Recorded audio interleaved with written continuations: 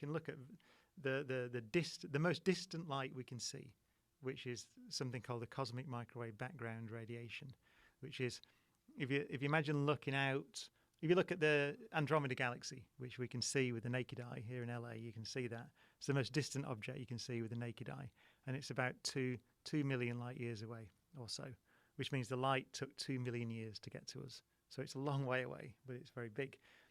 So as you look further out into the universe to more and more distant galaxies, you're looking further back in time, because you look at something that's 1 billion light years away, then the light took 1 billion years to get to us. So you see it as it was 1 billion years in the past.